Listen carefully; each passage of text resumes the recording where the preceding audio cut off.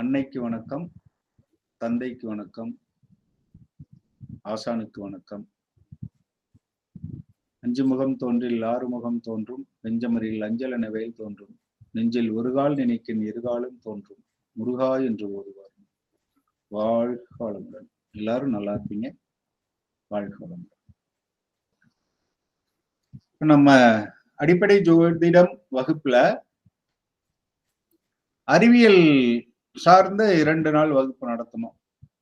அதாவது வானவியல் சாஸ்திரத்துல இருந்துதான் அறிவியலே வந்தது. உதாரணத்துக்கு மேத்ஸ் ஏன் வட்டத்திற்கு 360 டிகிரின்னு வச்சாங்க? அது 300ன்னு வச்சிருக்கலாம், 400ன்னு வச்சிருக்கலாம், அல்லது 100ன்னு வச்சிருக்கலாம். அதுக்கு பார்த்தோம், சூரியன், அதாவது ஜோதிட முறைப்படி சூரியன் ஒரு நாளில் சுற்றும் கோணம், அதை ஒரு பாகைன்னு வச்சுக்கிட்டாங்க. அப்ப ஒரு ஆண்டில் 360 நாளைக்கு சுத்தி வருது, ஏறத்தாழ ஒரு சுற்று முடிக்குது. அப்ப 360 பாகை என்று வைத்தார்கள். ஒரு மாதத்தில் 30 பாகை சுழல்கிறது, 30 பாகை சுற்றி வருகிறது. அதனால ஒரு ராசின்னு வச்சுக்கிட்டாங்க. ஒரு மாதத்தில் சூரியன் கடக்கும் கோணம், இத ஒரு ராசி அப்படின்னு வச்சுட்டாங்க. ஏன்னா எதுவுமே காரணம் இல்லாமலாம் வைக்கல.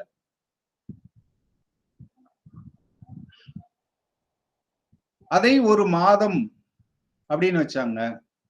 அப்புறம் நட்சத்திரம் எப்படி கொண்டு வந்தார்கள்னு பார்க்கும் பொழுது, ஏன்னா ஒரு கோள் எந்த இடத்துல இருக்குன்னு சொல்றதுக்கு நமக்கு ஒரு அடையாளம் வேணும். நம்ம ரோட்ல போனோம்னா மயில்கல் இருக்கு. அப்ப வானத்துல ஏதாவது ஒன்று சொல்லணும்னா எப்படி சொல்லலாம்னு பார்த்தாங்க. சூரியன் ஒரு நாள் போறது, ஒரு மாசத்துல போறதை எடுத்துக்கிட்டாங்க. சந்திரன் ஒரு நாளில் செல்லும் கோண அளவு, அத ஒரு நட்சத்திரம்னு வச்சுட்டாங்க. இப்படிதான் நட்சத்திரம் வந்துச்சு. நம்ம புரிஞ்சுக்கிட்டு இருக்கிறது பின்னாடி இருக்க நட்சத்திரத்துல இருந்து வருது அப்படின்னு நினைக்கிறோம். அது நான் தவறுன்னு சொல்ல வரல. அறிவியல் முறைப்படி ஒரு நட்சத்திரம் என்பது எதற்காக அமைக்கப்பட்டது அப்படின்னா, கோள்கள் கடக்கும் கோணத்தை கணக்கு போடுறதுக்கு வச்சுக்கிறாங்க. ஒரு நாளில் இது கடக்கிற தொலைவை ஒரு நட்சத்திரம்னு வச்சுக்கலாம் அப்படின்னு சொல்லி வச்சாங்க. அப்ப இன்னும் துல்லியமா சொல்லணும், அப்போ ஒரு கோள் ஒரு இடத்துல இருக்கு அப்படின்னு சொல்லணும்னா. வணக்கம் சார். வணக்கம் மேடம், வாழ்க வளமுடன். ஒரு நட்சத்திர தொலைவு அளவுக்கு சொல்ல முடியுமா? ஏன்னா அது 13 டிகிரி 20 மினிட். அதுக்குள்ள ஒரு இடத்துல இன்னும் துல்லியமா சொல்லணும்னா என்ன செய்யலாம்னு பார்த்தாங்க, 4 பாதம்னு பிரிச்சாங்க. அதுக்கு காரணம் சொன்னோம். ஏன் 4 பாதமா பிரிக்கணும்? கூட குறைய பிரிச்சிருக்கலாமேன்னு பாக்குறப்போ, ராசி காரகத்துவங்கள்னு வரும்பொழுது பஞ்சபூதங்களை எடுத்துக்கிட்டு ஆகாயத்தை மட்டும் விட்டுட்டாங்க. ஏன்னா ஆகாயம் என்பது எங்கும் நீக்கமர நிறைந்தது. அது எல்லா ராசிக்குள்ளும் அந்த பண்பு இருக்கும். அதை விட்டுட்டு மீதி 4 பூதங்கள் எடுத்து நெருப்பு, நிலம், காற்று, நீர் அப்படின்னு 4 பூதங்கள் கொடுத்ததுனால, அப்ப இதையும் 4ஆ பிரிச்சுக்கலாம் அப்படின்னு சொல்லிட்டு முதல்ல 4 பாதமாக பிரிச்சாங்க. அப்ப பூதங்கள் அடிப்படையில பிரிக்கலாம்னா கிரகங்கள் அடிப்படையிலையும் பிரிக்கலாமே அப்படின்னு அடுத்து வந்தவங்க என்ன பண்ணாங்க, 9 கிரகங்களுக்கு கொடுத்து ஒரு நட்சத்திரத்தை 9 பாகங்களாக பிரிச்சாங்க. அதுதான் நட்சத்திர பத்ததி, மீனா நாடின்னு எல்லாம் வந்துச்சு. அதையே கொஞ்சம் மாத்தி கேபி அப்படின்னு கொண்டு வந்துட்டாங்க. நம்ம ஒரு நட்சத்திரத்தை 12ஆ கூட பிரிக்கலாம், பிரிச்சு 12 பாவகங்களுக்கு கொடுக்கலாம். அது நம்முடைய திறமை. 108ஆ கூட பிரிக்கலாம்னு சொல்லியிருந்தேன். ஒரு ராசியை 3ஆ பிரிக்கிறாங்க, 4ஆ பிரிக்கிறாங்க. இதெல்லாம் ஒரு காரணத்தோட பிரிக்கிறாங்க, நமக்கு வகைப்படுத்துவதற்கு வசதிக்காக. அப்ப அந்த பலனும் அதுல வந்துடும். இப்படி பார்த்துட்டு ராசி காரகத்துவங்கள் அப்படின்றதுல ஒவ்வொரு ராசிக்கும் என்ன பேர் வச்சிருக்காங்கன்னு சொல்லி பார்த்தோம். மேஷம் முதல் மீனம் வரையும் 12 ராசிகள்.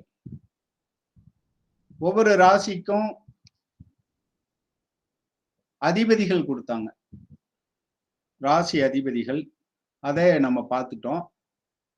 அதுல யாருக்காவது சந்தேகம் இருக்கா? எப்படி அதிபதிகளை கொடுத்தாங்க அப்படின்னு சொல்லி பார்த்துருந்தோம். 12 ராசிக்கும் அதிபதிகளை எப்படி கொடுத்தாங்கன்னு, கிரக வரிசை, வானத்துல கோள்கள் எந்த வரிசையில் சுத்துதோ அந்த வரிசையில பாத்தீங்கன்னா கரெக்டா இருக்கும். முதல்ல சூரியன் என்ற கிரகத்தை கொடுத்துறோம், பக்கத்துல சந்திரனு கொடுத்துறோம். அதுக்கப்புறம் சூரியனுக்கு பக்கத்துல இருக்கிற கிரகம்னா புதன். அப்ப சூரியன் சந்திரனுக்கு பக்கத்துல 2 பக்கத்துலயும் புதனை கொடுங்கன்னு கொடுத்தாங்க. புதனுக்கு அடுத்த வட்டத்துல இருக்கிறது சுக்கிரன். அப்போ அதுக்கு அடுத்து, அதாவது புதன் எங்க இருக்கு? புதன் வந்து மிதுனம் கன்னியில இருக்கு. அப்ப அடுத்த 2 வட்டம், அடுத்த 2 வீடு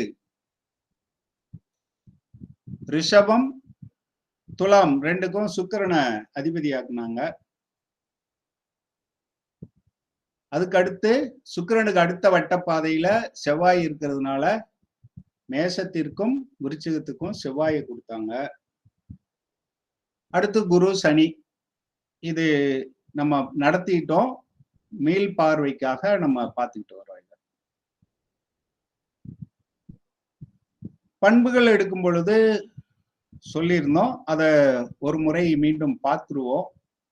பார்த்துட்டு ஏதாவது விட்டுருக்கோமான்னு பார்த்துட்டு கொண்டு வருவோம். அதுக்கு ஒரு பவர் பாயிண்ட் போட்டு நம்ம ஷேர் பண்ணி பண்ணுவோம். ஏதாவது உங்களுக்கு கேள்வி, வெளியில ஏதாவது படிச்சிருப்பீங்க, கேள்விப்பட்டிருப்பீங்க, அது சார்ந்து ஏதாவது இருந்தா கேட்கலாம். ஐயா, எனக்கு ஒரு சின்ன சந்தேகங்க ஐயா. கேளுங்க மேடம். நம்ம வந்து வெளியில இப்போ நம்ம வந்து அந்த பூர்வீகம் இதெல்லாம் சரியில்லைன்னா கொஞ்சம் தூரம் தள்ளி போய் இருந்தா நமக்கு வந்து அந்த பாதிப்பு இருக்காதுன்னு சொல்றாங்கல்ல ஐயா. அப்ப அந்த மாதிரி நம்ம இடம் விட்டு இடம் மாறினா அந்த கதிர்வீச்சோட தாக்கத்துல இருந்து நமக்கு பாதிப்பு குறையுமாங்க ஐயா? அதாவது இது அடிப்படையை தாண்டியது, இருந்தாலும் கேட்டீங்க.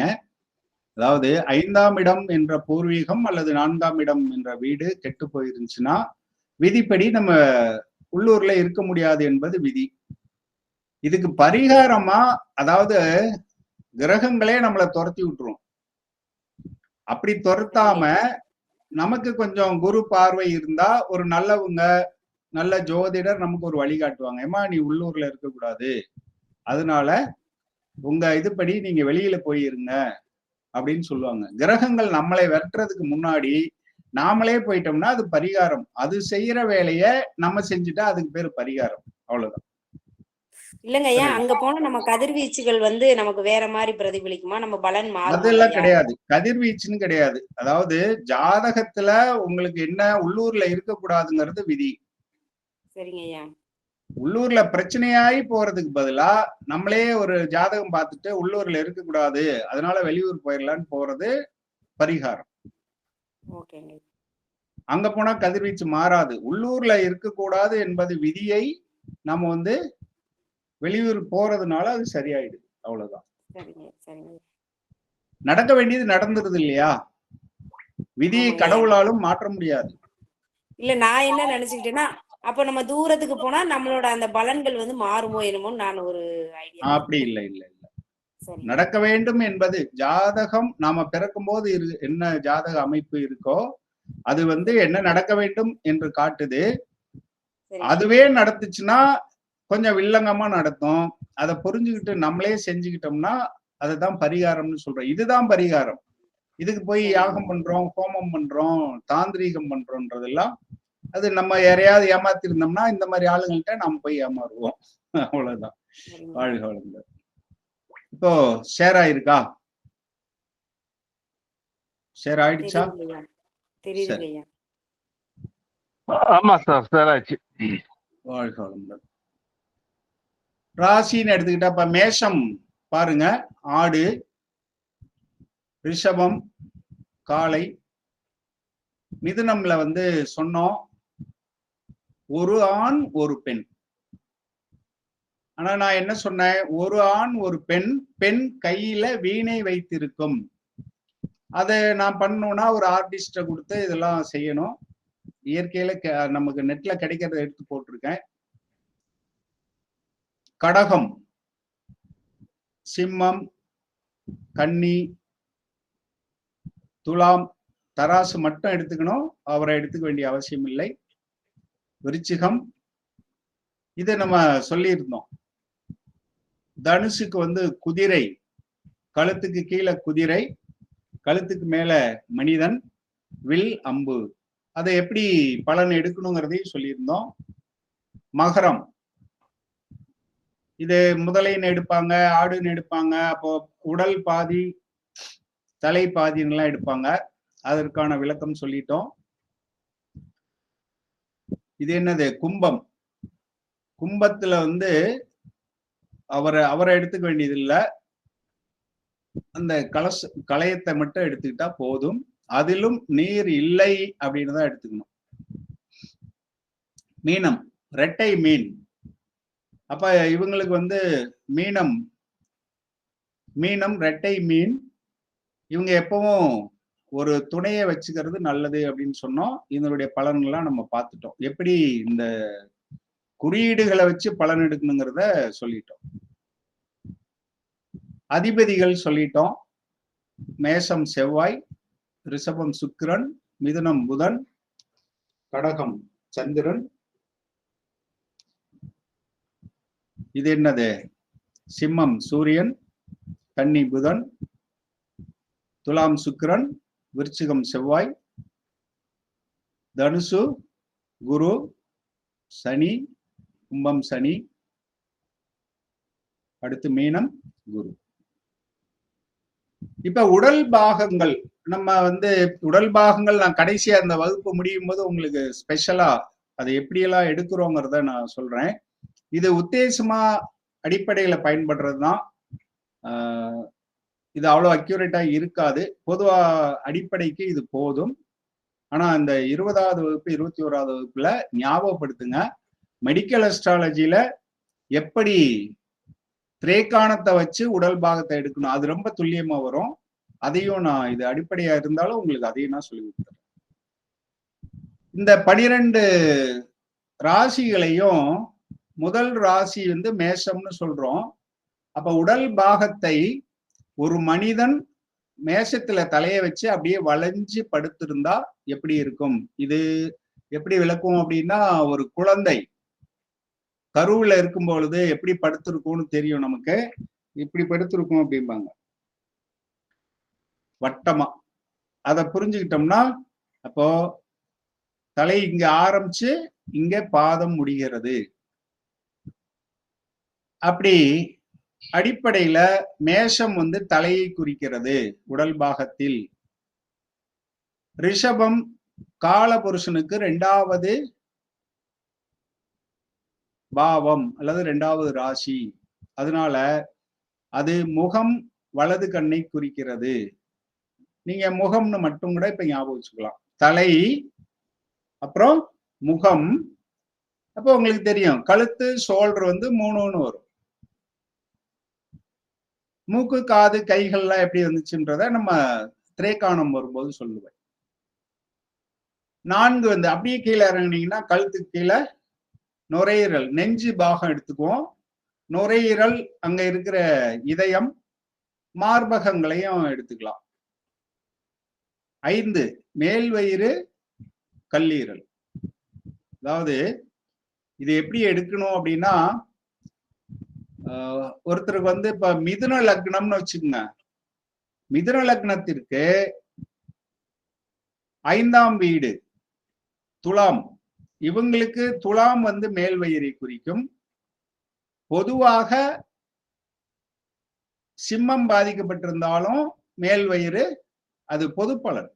சிம்மம் ஒருத்தருக்கு பாதிக்கப்பட்டிருந்துச்சுன்னா மேல் வயிறு, கல்லீரல் பாதிப்பு வரலாம்.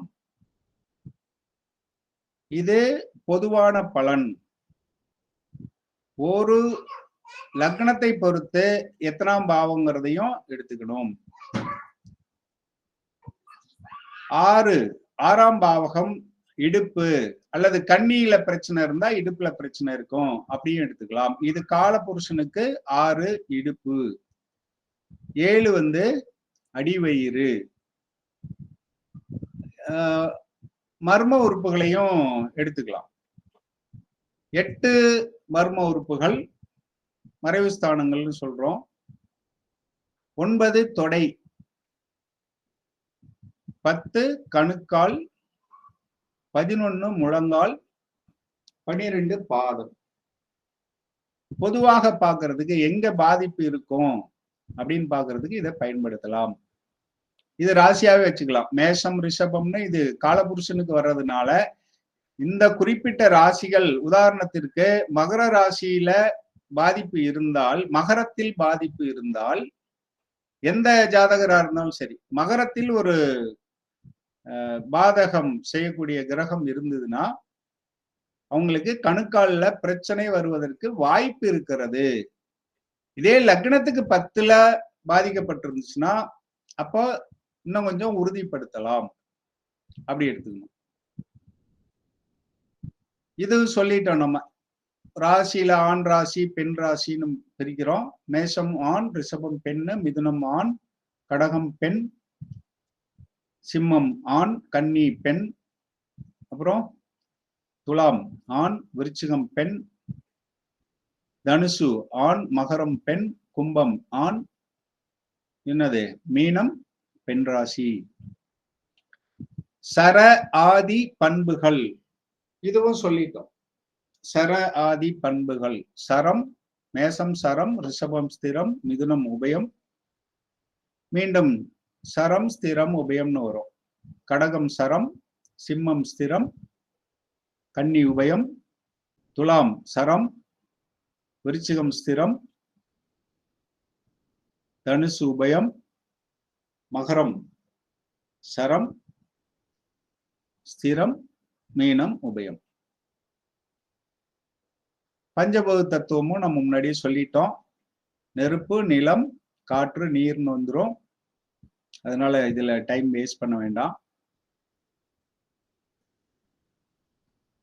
ரஜ ஆதி குணங்கள் அப்படின்னா ராஜசம் தாமசம் எல்லாம் சொல்றோம் இல்லையா, அந்த வகையில எப்படி பிரிக்கிறாங்க அப்படின்னு பாத்தீங்கன்னா, மேஷம் வந்து ராஜச குணம், அதாவது அதிகாரம் பண்ணி காரியம் சாதிக்கிற குணம் இருக்கும், அதுதான் ராஜசம். இதுவும் ராஜசம் தான். ரிஷபம் ராஜசம், மிதுனம் ராஜசம், கடகம் சாத்வீகம். அடுத்து பாருங்க, சிம்மம் நம்ம வந்து சூரியன், நேத்திக்கே நம்ம சொன்னோம் செவ்வாய்க்கும் சூரியனுக்கு வித்தியாசம். மேசராசிக்காரங்க எப்படி காரியம் மிரட்டி காரியம் சாதிப்பாங்க, ஆனா சூரியன் அதிகாரமாக இருந்தாலும் அவங்க எப்படி வேலை வாங்குவான்னு எடுத்துக்காட்டோட சொல்லியிருந்தோம்.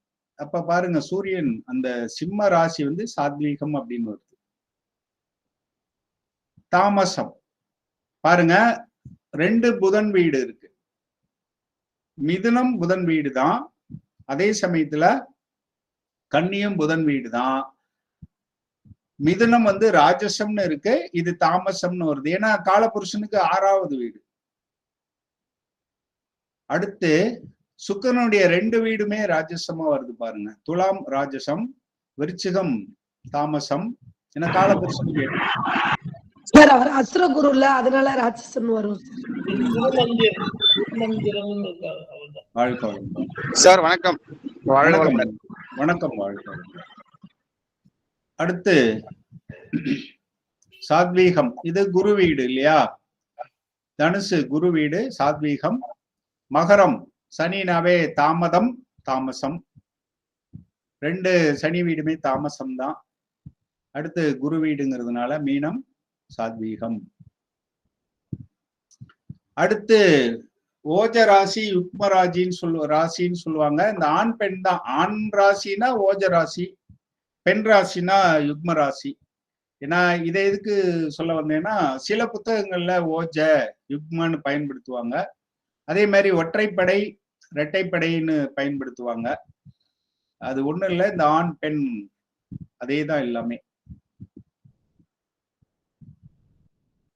மேஷம் ஓஜராசி, குரூரம், அடுத்து யுக்ம ராசி ரிஷபம், மிதுனம் ஓஜ ராசி, கடகம் யுக்ம ராசி, சிம்மம் ஓஜ,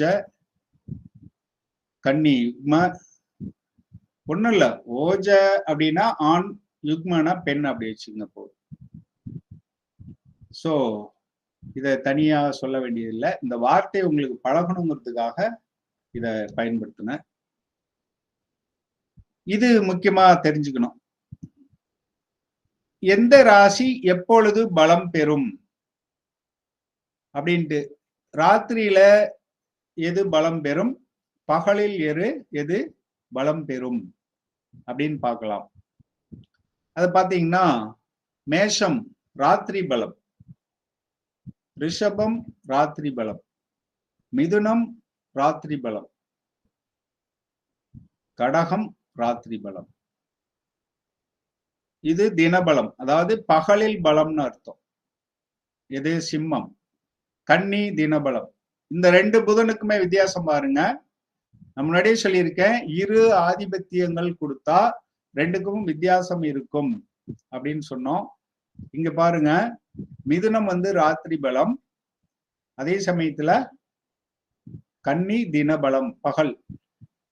இது எப்படி சார் பலன் எடுக்கிறதுல பயன்படுத்துறது அப்படின்னா, மிதுன ராசி, மிதுன லக்னம் அல்லது லக்னாதிபதி மிதுனத்தில் இருக்கிறவங்க பகல்ல ஒர்க் பண்றதை விட நைட்ல ஒர்க் பண்றத கொஞ்சம் காமா ஒர்க் பண்ணலான்ட்டு விரும்புவாங்க அப்படின்னு எடுத்துக்கலாம்.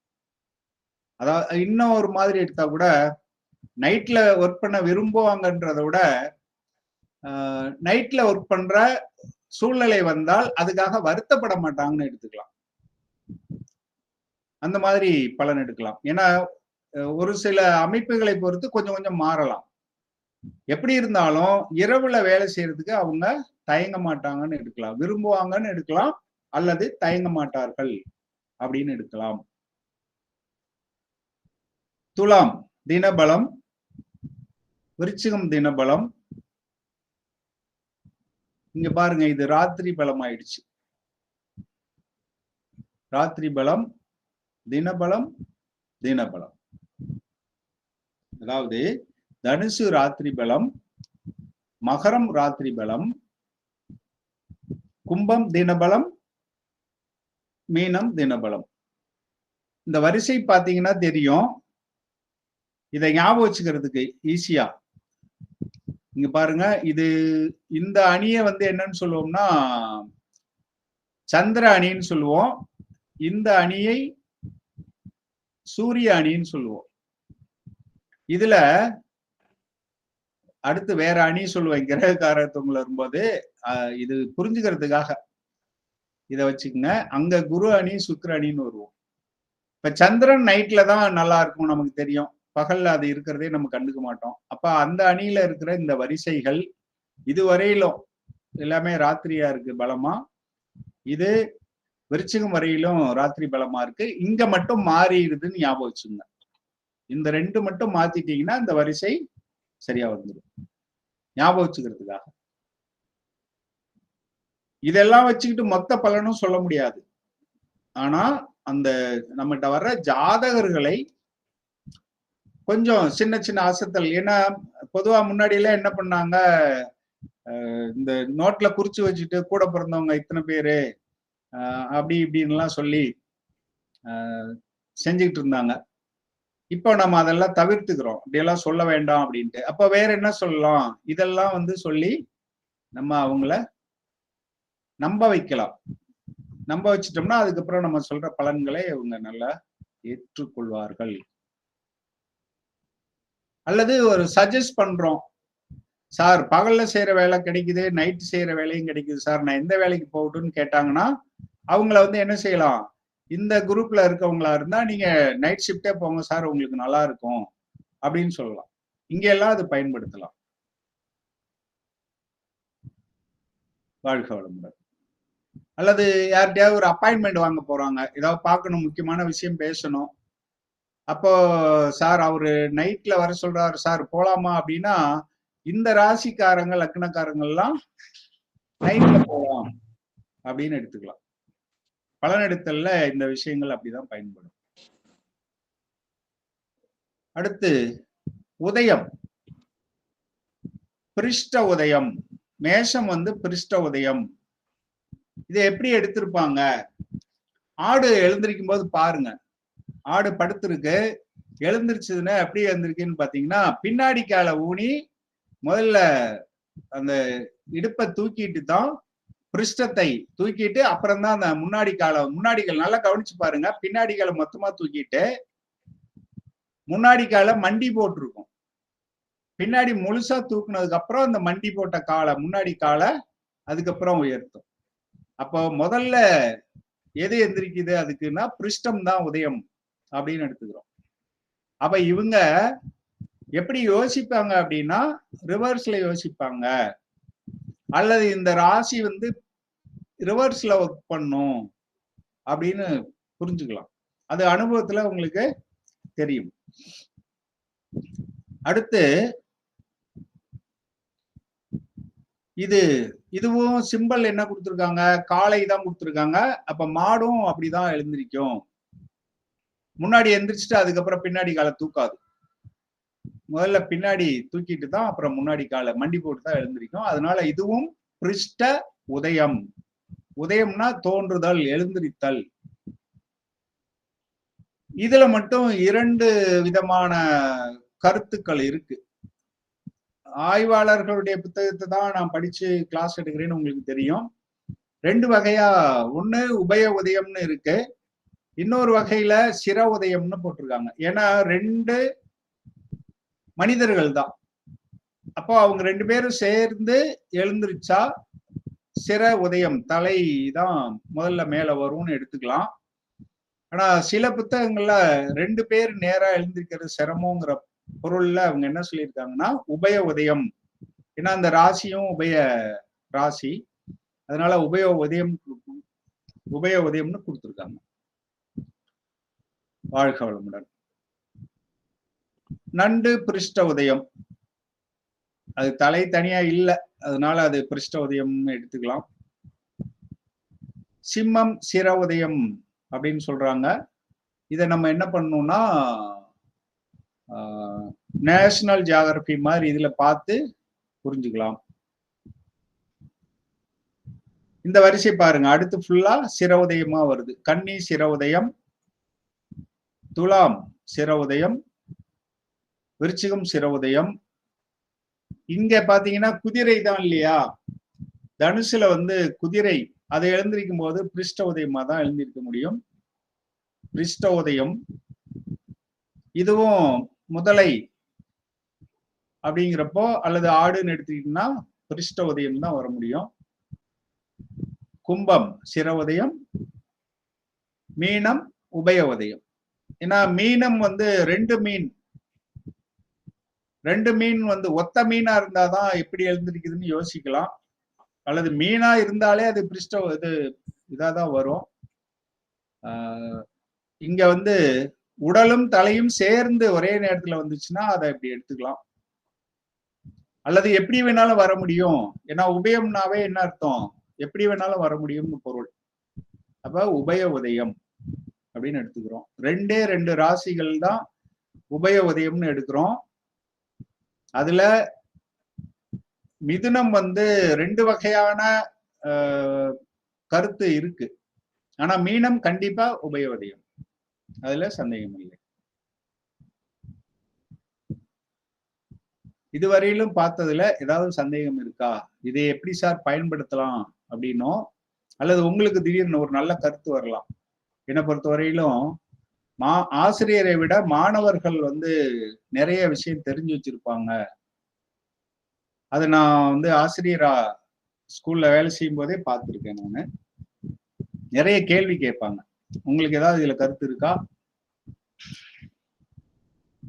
சார் வணக்கம். இங்க டெலிவரி கூட எடுத்துக்கலாம் சார். ஈவன் மேஷம் பார்த்தா பிருஷ்டோதயம், ஆனா முதல்ல டெலிவரி ஆகும்போது முதல்ல கால் வரும், அதுக்கப்புறம் தலை வரும் இல்லையா? ஸோ அந்த மாதிரி ஸோ டெலிவரி கூட இந்த கான்செப்ட் எடுத்துக்கலாம். வாழ்க்கை வளமுடன். நன்றிங்கய்யா, நன்றி. தேங்க்யூ. வேற ஐயா சொல்லுங்க. பின்னாடி பின்னாடி வரத கொஞ்சம் முன்னாடி யோசிச்சு இது பண்ணுவாங்கன்னு எடுத்துக்கணுங்களா ஐயா? கிருஷ்ணோதயம் அதான் 2 மாதிரியும் எடுக்கலாம். நான் இது அதாவது கிறிஸ்டோதயம்ங்கிறத எப்படி ஞாபகம் வச்சுக்கணுங்கிறதுக்காக நான் அது வந்து பின்னாடி கால ஊனி எழுந்திரிக்கும் அப்படின்னு சொன்னேன் தவிர, இதுக்கு பலன் எடுக்கிறது வந்து அது ஆடு எப்படி எழுந்திரிச்சா நமக்கு என்ன ஆக போகுது? அவங்க ஒர்க்கு வந்து எப்பவும் இப்ப சிரோதயம்னா அவங்க ஒரு ஒர்க்கை ஸ்டார்டிங்ல இருந்து முறைப்படி செய்வாங்க. பிருஷ்ட உதயம்னா எப்படி செய்வாங்கன்னா யோசிப்பாங்க, ரிவர்ஸ்ல அவங்க யோசிப்பாங்க. உதாரணத்துக்கு ஆய்வு செஞ்சு உன்னை கண்டுபிடிக்கிறதுன்னு ஒண்ணு இருக்கு. இன்னொன்னு வந்து என்ன பண்ணுவாங்கன்னா, இப்படி இருக்கணும்னா எப்படி இருக்கும் அப்படின்னு சொல்லி ரிவர்ஸ்ல வர்றது. இது கிடைக்கும். இப்போ நம்ம இந்த வாரமலர்கள் எல்லாம் வரும் பாத்தீங்கன்னா, வலை மாதிரி போட்டு படம் போட்டிருப்பாங்க, எந்த வழியாக போனால் இங்க வெளியில வரலான்ட்டு. இப்ப சிலர் என்ன பண்ணுவாங்க, இந்த தொடக்கத்துல போய் முட்டி முட்டி முட்டி வெளியில வர முடியாம அப்ப இந்த பக்கம் போலான்னு யோசிப்பாங்க. சில பேர் என்ன பண்ணுவாங்க, இறை அங்க இருக்கு, அப்ப இறை இருக்கிற இடத்துல இருந்து ரிவர்ஸ்ல வந்தா எந்த வழி வந்து இங்க சேருதோ அந்த வழி அப்படின்னு யோசிப்பாங்க. அத ரிவர்ஸ் என்ஜினியரிங் சொல்லுவோம். அப்படி எடுத்துக்கலாம். இவங்களுக்கு கடைசியில தான் எல்லாம் நடக்கும் அப்படின்னு எடுத்துக்கலாம். இது வந்து எல்லா காரகங்களுமே ஒரு அளவுதான், ஒரு 5%ங்கிற மாதிரி தான். இத வச்சுட்டு இதுதான் முடிவு. உதாரணத்துக்கு சென்ற வகுப்புல வந்து என்ன சொன்னோம், 2ல ராகு இருக்கவங்க கொஞ்சம் மறைமுக வருமானம் இருக்கிறதுக்கு வாய்ப்பு இருக்கு அப்படின்னு சொன்னோம். ஏன்னா ராகு வந்து அந்த மாதிரி. நம்ம மாணவரே ஒருத்தர் என்ன பண்ணாரு, ஐயா எனக்கு இருந்துச்சு நான் அப்படியெல்லாம் இல்ல அப்படின்னாரு. அப்ப என்ன பொருள், விதி விலக்குகளை நம்ம யோசிக்கணும். அவருக்கு அந்த 2ஆம் அதிபதி நல்ல இடத்துல இருந்திருப்பாரு, 2ஆம் அதிபதி குருவோட சேர்ந்திருக்கலாம். அந்த மாதிரி இருக்கும் பொழுது அது மாறும். ராகு நின்ற சாரம் இருக்கு. அப்போ நம்ம அடிப்படைங்கிறப்ப என்ன செய்யறோம், அடிப்படையான விஷயங்களை சொல்றோம், அதுல இன்னும் நிறைய கருத்துக்களை சேர்த்துதான் ஒரு முடிவுக்கு வரணும். இந்த பண்புகளை சூழ்நிலைக்கு தகுந்த மாதிரி நீங்க பயன்படுத்தி பலன் எடுக்கலாம். அது அடுத்த நிலைக்கு வரும்பொழுது பார்ப்போம். வாழ்க வளமுடன். வாதம் பித்தம் கபம், வாத ஆதி தத்துவம். இப்போ மேஷ ராசி பித்தம், பொதுவா வெப்பம் சூடு நெருப்பு அப்படின்னு வந்துட்டா பித்தம் வரும். இந்த நோயறிதல்ல இது எங்க பயன்படும்னா நோயறிதல்ல வரும், மெடிக்கல் அஸ்ட்ராலஜில பயன்படும். மேஷம் வந்து பித்தம். உதாரணத்துக்கு மேஷம் 6ஆம் வீடாகவோ 8ஆம் வீடாகவோ வருது அப்படின்னு பாக்குறப்போ அப்ப அவங்களுக்கு அது சார்ந்து பிரச்சனை வரும் அப்படின்னு யோசிக்கலாம். ரிஷபம் வாதம், மிதுனம் வாயு. இதுலயும் கலந்து இருக்கும், இதுல எத்தனை பங்கு அதுல எத்தனை பங்குலாம் வரும். அது கொஞ்சம் ஆழமா போகும்போது உயர்நிலையில பார்ப்போம். இப்போதைக்கு நமக்கு இது போதும். அடுத்து கபம்னாவை நீங்க ஞாபகம் வச்சுக்கலாம். கபம் என்பது என்னன்னு பாத்தீங்கன்னா சளி பிடிக்குதுன்னு சொல்றோம் இல்லையா, ஜலதோஷம் இதெல்லாம் தான் கபம். அப்ப நீர் வீடுகளுக்கு கபம் இருக்கும். நீர் வீடுகள் பாதிக்கப்பட்டிருந்தா அல்லது அந்த மாதிரி நீர் கிரகங்கள் இருந்தால் கபம் சார்ந்த நோய் வரும். ஜலதோஷம், ரன்னிங் நோஸ் அப்படின்னு வரலாம். மீண்டும் பாருங்க, பித்தம், சிம்மம் வந்து நெருப்பு வீடு, அங்க பித்தம் வந்துருச்சு. வாதம் கன்னி வாதம், துலாம் வாயு, விருச்சிகம் கபம், தனுசு பித்தம், மகரம் வாதம், கும்பம் வாயு, மீனம் கபம். பாருங்க, நீர் வீடு எல்லாம் கபம்னு வந்திருக்கு, நெருப்பு வீடு எல்லாம் பித்தம்னு வந்திருக்கு.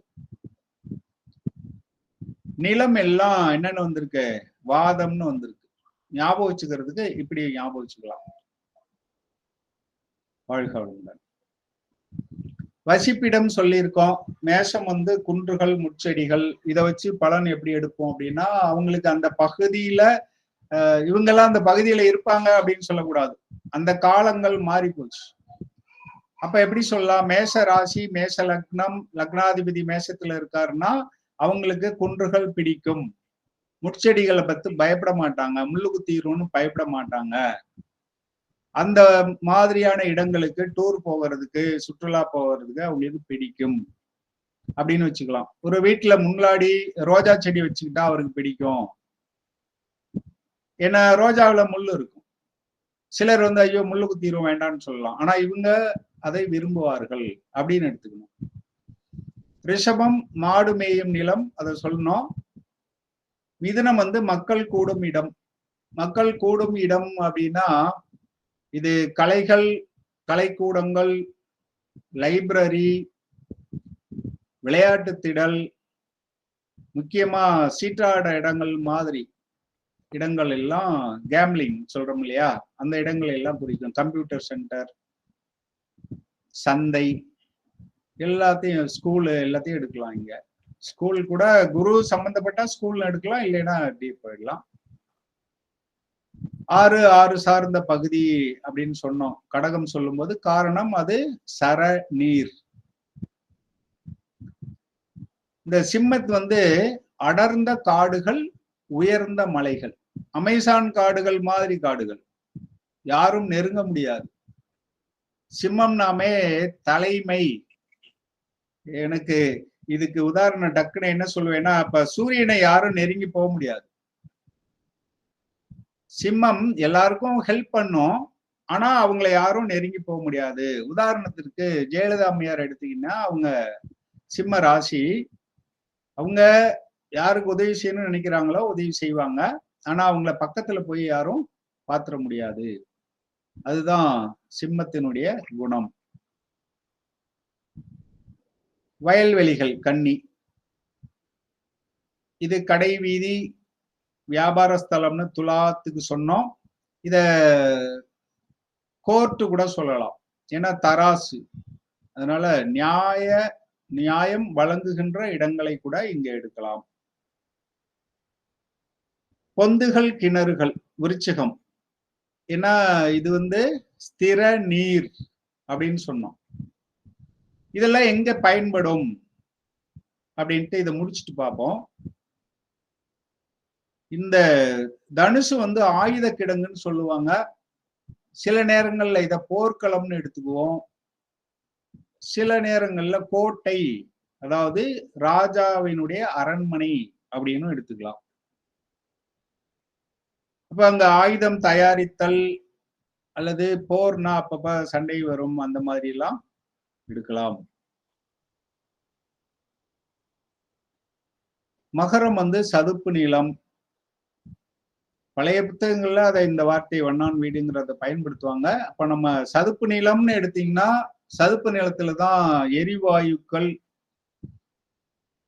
அப்புறம் எண்ணெய் வளங்கள்லாம் இருக்கும்.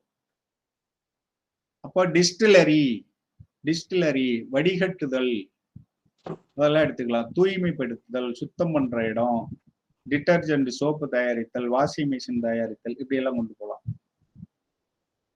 இது குயவர் வீடு, களையம் அப்படின்னு எடுத்துக்கிறோம். மண்பாண்டம் தொழில் அந்த மாதிரி. அதுக்கு முன்னாடியே நம்ம என்ன சொல்லியிருந்தோம், மண்பாண்டத்துக்குள்ள என்ன இருக்குன்னு தெரியாது, மறைவாக இருக்கும் என்பதால இவங்கள்ட்ட மறைவான விஷயங்கள் நிறைய இருக்கும். நிறைய ஆராய்ச்சி மனப்பான்மை இருக்கும், சயின்டிஸ்டா இருப்பாங்க. அதே நேரத்துல எந்த ரகசியத்தையும் கண்டுபிடிக்கிற திறமை இவங்கள்ட்ட இருக்கும் அப்படின்னு சொன்னோம். அடுத்து கடல். மீனம் வந்து உபய நீர் அப்படிங்கிறதுனால அதை கடல் அப்படின்னு சொல்றோம்.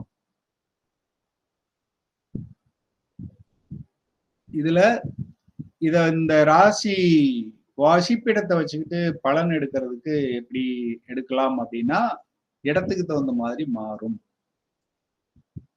உதாரணத்திற்கு ஒரு பொருள் தொலைஞ்சு போச்சுன்னு சொல்றாங்க, பிரசன்னம் போடுறோம். இந்த பொருள் இருக்கிற இடம் விருச்சிகம்னு காட்டுச்சுன்னா, அப்ப கிணத்துக்கு ஏதாவது குளிக்க போனியா, அங்க வச்சுட்டு வந்துட்டியா, அல்ல ஏதாவது வீட்லயே மரத்திலேயே பொந்து இருந்துச்சு அங்க வச்சியான்னு கேட்கலாம். அல்லது ஒரு பொருள் ஒருத்தர்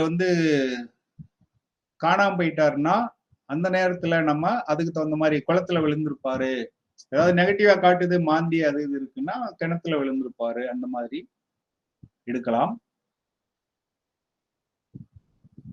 வேற மாதிரி என்ன சார் எடுக்கலாம்னு கேட்டீங்கன்னா, ஒரு பரிகார கோயில் சொல்றீங்க. இப்ப செவ்வாய் சம்பந்தப்பட்டிருக்கு. செவ்வாய்னா முருகன் அப்படின்னு சொல்லுவோம். மேஷமா இருந்தா எந்த கோயிலுக்கு போக சொல்லலாம், விருச்சிகமா இருந்தா எந்த கோயிலுக்கு போக சொல்லலாம்? ரெண்டுமே முருகன் கோயில் தான். மேஷம் குன்றுகள் இருக்கிற இடம் அப்படின்னாவே குன்றின் மீது இருக்கின்ற முருகனை சொல்லணும்.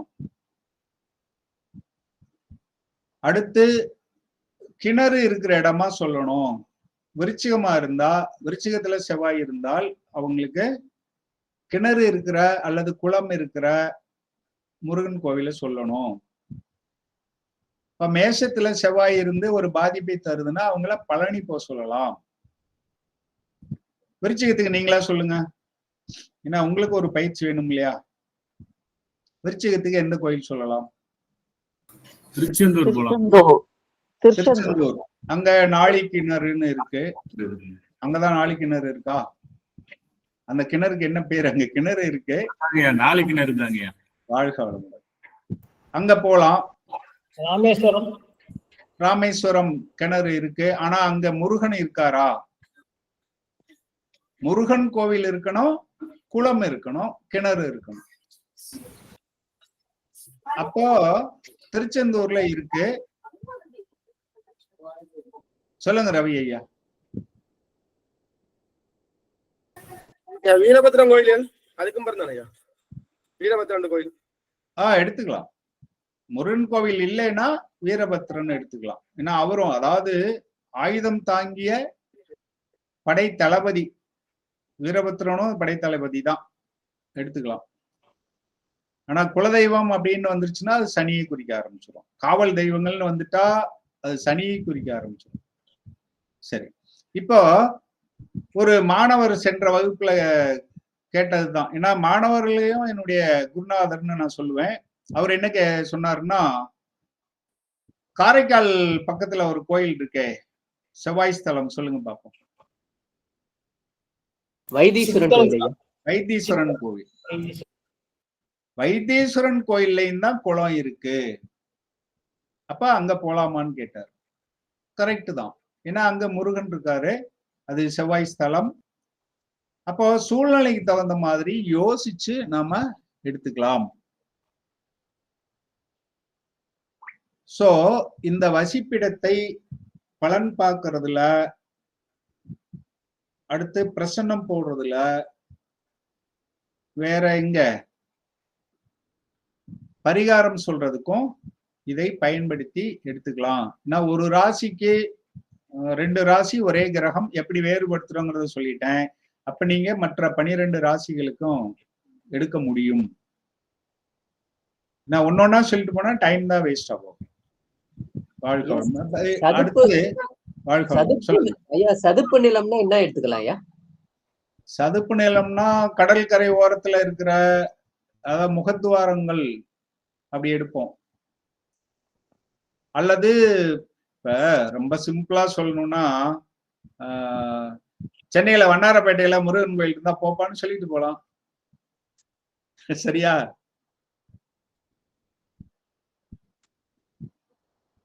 அங்க முன்னாடி அது அப்படித்தானே இருந்துச்சு. வண்ணாரப்பேட்டை அவங்க மட்டும்தான் இருந்தாங்க அந்த காலத்துல. அப்போ நீங்க அங்க இங்க தேடுறதுக்கு பதிலா இந்த மாதிரி எடுக்கலாம். வண்ணாரப்பேட்டையில ஒரு முருகன் கோயில் இருக்கா, போயிட்டு வா அப்படின்னு சொல்லலாம்.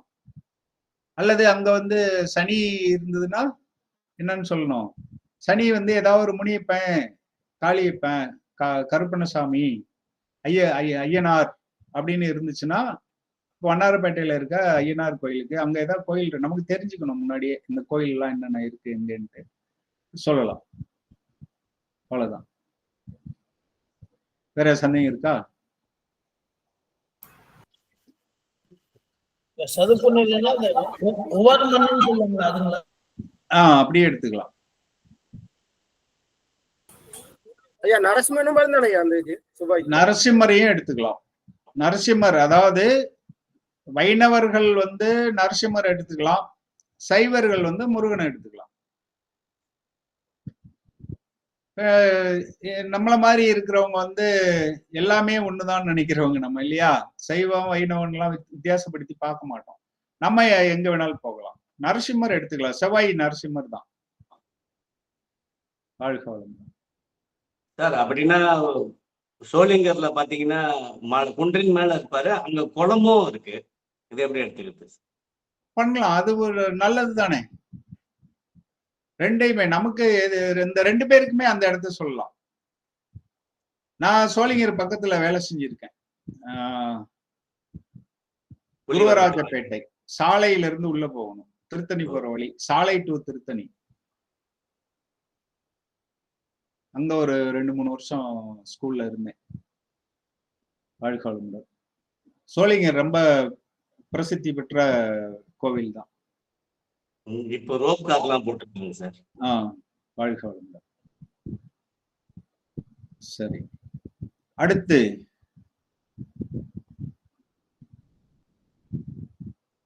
அமிர்த கடேஸ்வரர், அன்னை அபிராமி, இதை பற்றி நான் முன்னாடி வகுப்புல சொல்லியிருக்கேன். அபிராமியை வணங்குவது வந்து ஜோதிடர்களுக்கு நல்லது, வாக்கு உண்மை கிடைக்கும், வாக்கு சித்தி கிடைக்கும் அப்படின்னு சொல்லியிருக்கோம். என்ன வாக்கு சித்தி கிடைக்கும் அப்படின்னா, அபிராமி பட்டர் வந்து அபிராமியை தியானம் பண்ணிக்கிட்டு இருக்கப்போ அவருக்கு என்னாச்சு, அரசன் வந்து மிரட்டுறான். ஏன்னா ஒரு கோயில் பரிகாரம்னோ வேற ஏதாவது எடுக்கிறோம்னா அந்த ஸ்தல புராணம் தான் நமக்கு உதவி செய்யும். ஸ்தல புராணம் தெரியணும். ஏன் அபிராமியை நம்ம வணங்கும் போது வாக்கு சித்தி கிடைக்கும் அப்படின்னா, சுருக்கமா அந்த கதையை சொல்லிட்டோம்னா, அவர் வந்து மன்னர் கேட்கிறாரு, பிரச்சனையாகுது. அப்ப வந்து சரி இந்த கேள்விக்கு பதில் சொல்லு, கரெக்டா சொல்லிட்டீங்கன்னா நீ சித்தன்னு ஏத்துக்கிறேன், இல்லைன்னா நீ பித்தன் உன்னை கொலை பண்ணிடுவேன்றாரு. கொலைன்னு சொல்ல மாட்டாங்க, சிரச்சேதம், தண்டனை, ராஜ தண்டனை. இப்ப அவரு தியானத்துல இருக்காரு. தியானம் வந்து நம்ம இப்ப வந்து மூலாதாரம், சுவாதிஷ்டானம், இப்ப சுவாதிஷ்டானம், இப்படியே மணிபூரகம், அப்படியே வந்து ஆக்கினை, துரியம், துரியாதீதம்னு போறோம். 7 சக்கரம் 9 சக்கரம்னு கொண்டு போய் சில முறைகள்ல என்ன பண்ணுவாங்கன்னா, ஒவ்வொரு திதியாக நினைத்து அந்த திதி தேவதையை வணங்குவது பழக்கம். அப்ப அவரு தியானம் அந்த சுற்று வந்துகிட்டு இருக்கும் போது அவரு பௌர்ணமி திதியில தியான நிலையில இருக்கார். நான் புரிஞ்சுக்கிட்டது இப்படிதான். ஏன்னா கொஞ்சம் யோகாவும் வேதாத்திரி மகரிஷியினுடைய வழியில வந்ததுனால அந்த கருத்துல இருந்து என்னால அப்படி யோகிக்க முடியுது. அது மகரிஷியினுடைய வழிகாட்டுதல். அப்போ அவர் எப்படி தியான நிலையில இருந்திருப்பாருன்னா, பௌர்ணமி நிலையில இருக்காரு. பௌர்ணமி தேவதையை வணங்கிட்டு இருக்காருன்னு வச்சுக்குவோம். இந்த நேரத்துல அரசன் வந்து கேட்ட உடனே அவரு அந்த ஞாபகத்துல என்ன அப்படின்னு உடனே பௌர்ணமி அப்படின்றாரு. அரசன் என்ன பண்றான், இன்னைக்கு வந்து அமாவாசை, நீ பௌர்ணமின்னு சொல்லிட்ட, சாயங்காலத்துக்குள்ள நீ சாயங்காலம் வந்து நிலாவை காட்டலைன்னா உன்னை நெருப்புல இட்டு எரிச்சிருவேன்றான்.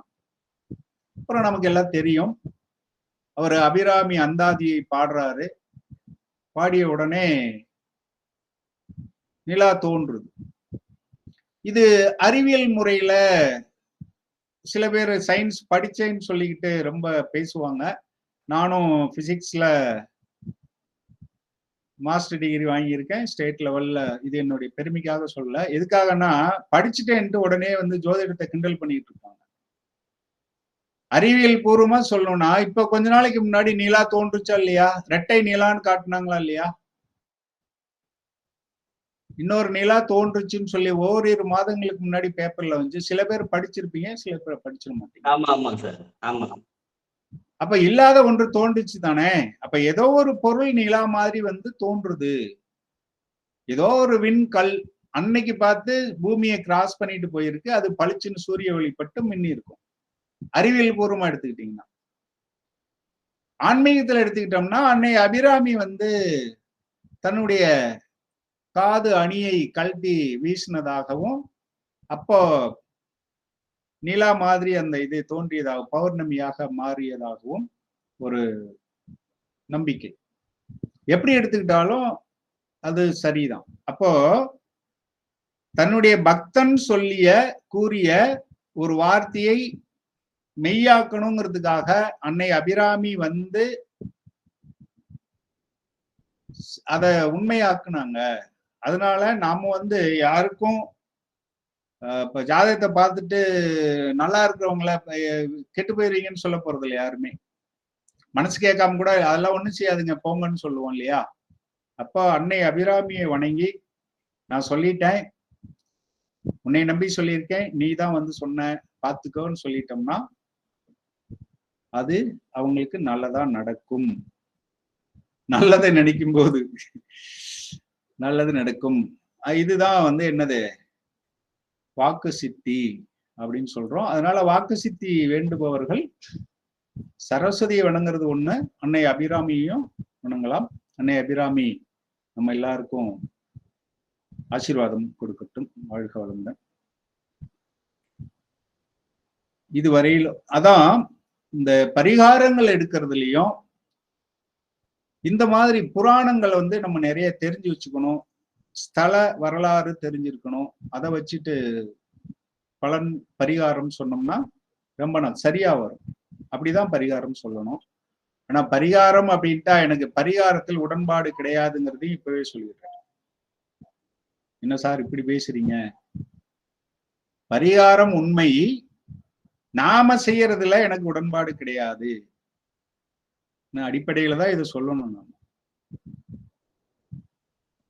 ஒவ்வொரு முறையும் நான் சொல்லிட்டு இருக்கேன்.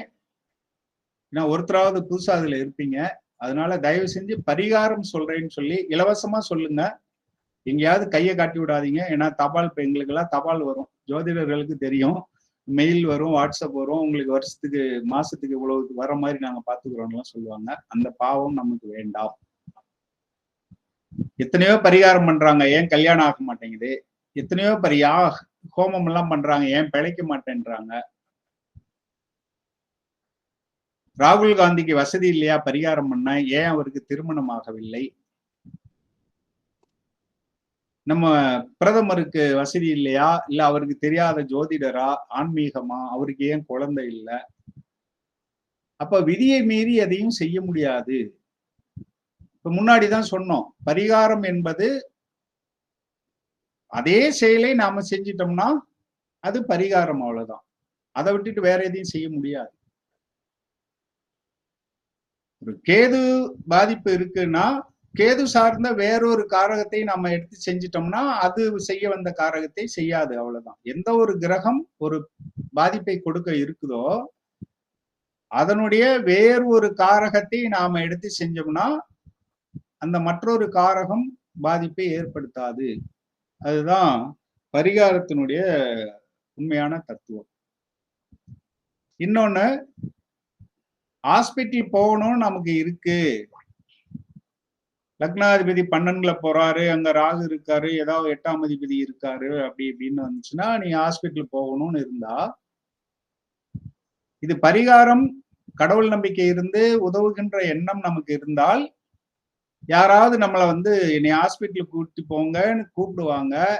அவங்கள ஹாஸ்பிட்டலுக்கு கூட்டி போவோம், அவங்க கூட ஒரு நாள் இருப்போம், மாத்திரை வாங்க வருவாரு, மாத்திரைக்கு சில்லறை இருக்காது, சரி நான் கொடுக்குறேன்னு கொடுப்போம். அப்போ நாம வந்து என்ன பண்ணிட்டோம், ஹாஸ்பிட்டல் போனதுனால டாக்டர்கிட்ட நம்ம தான் பேசியிருப்போம். ஏன்னா பேஷண்ட் கூட இருக்க அட்டண்டன்ட் தான் அவங்க எல்லாம் சொல்லுவாங்க.